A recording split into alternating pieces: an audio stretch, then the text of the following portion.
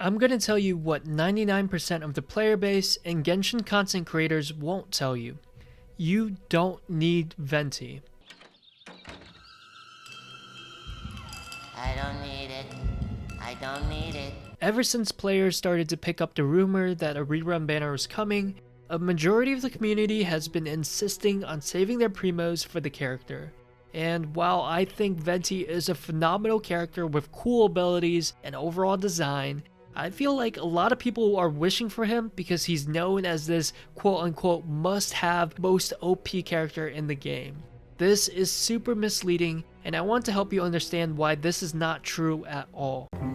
Excuse me, the fuck did you just say? Venti is not a must-have, and I'm going to explain exactly why. By the way, this is the person who won the last Battle Pass giveaway. I'll be again doing another Battle Pass giveaway for this video, and all you have to do is like and comment. Good luck. Look, I'm not telling you to absolutely stay away from picking this character up, but the worst thing that you can do is feel forced to roll on his banner instead of saving for a character that you really want. So spare me a couple minutes, and hopefully after this video, you're able to make an informed decision. The biggest reason why Venti was touted as a necessity was his potency in the late game. And when we say late game, the only content in Genshin Impact right now that determines what that means is the Spiral Abyss. Back when the game first launched, the top floors were filled with endless waves of slimes and whopper flowers that we had to defeat within a very unforgiving time limit. Venti's Blunder was so crucial to group all those enemies together and AoE them down. The Verdos and Verner set also allowed us to decrease the insane base resistance of Whopper Flowers. Players who had Venti were at a huge advantage in being able to clear these chambers quickly and complete the entire challenge without dropping any stars. Outside of that, most of the overworld content resided in domains where we had to defeat varieties of mobs of enemies. This is what made Venti so powerful that players couldn't see themselves playing this game without him. If you asked me back then if I thought Venti was a must-have character, I would have probably said yes. You may have heard it before. Let me give you the exact meaning of it. It's called for shizzle. But that was back then. The game has changed. The new Spiral Abyss introduced a completely new way to play. Instead of throwing endless waves of easy but annoyingly high-level mobs at you, now we have to defeat less enemies at a time, but these guys are mini-bosses that deal more damage, have more abilities, and overall require more skill and strategy to defeat.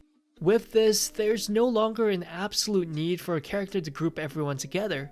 Floors 9 and 10 spawn enemies in waves that are easily manageable without a grouper.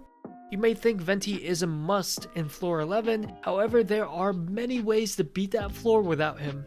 Lastly, floor 12 is filled with just 1 to 2 mini-bosses per chamber. In the overworld, Genshin Impact has been adding content like the Child Boss a while back, and now the Geovishap boss. Even there, the content is starting to evolve, focusing more on single target enemies and battles that Venti just doesn't have clear value in. The whole narrative that Venti is needed for the Abyss or for the late game content is no longer correct.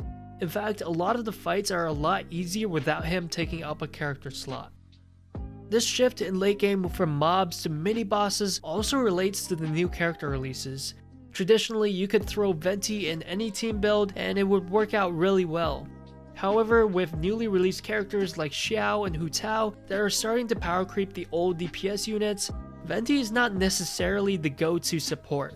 Xiao and Venti are clunky and inconsistent at best, and Hu Tao's E works really poorly in conjunction with Venti's burst, pulling enemies up and out of her attack range.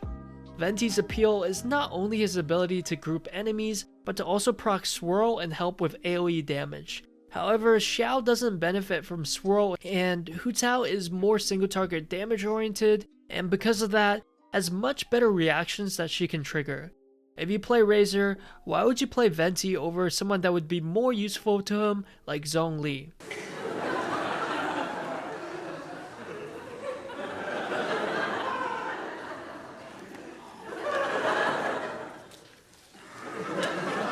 These are just examples, but with more characters at our arsenal and even more coming in the future, we have more options to choose from and better ways to optimize our builds.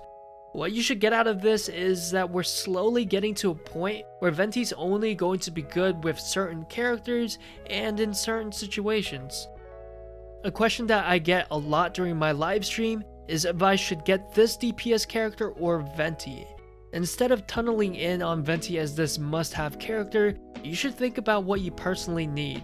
Everyone has different characters, weapons, and artifacts, so there really is never a correct answer. But the rule of thumb is that if you don't have a solid DPS character, you should be prioritizing that over a support unit.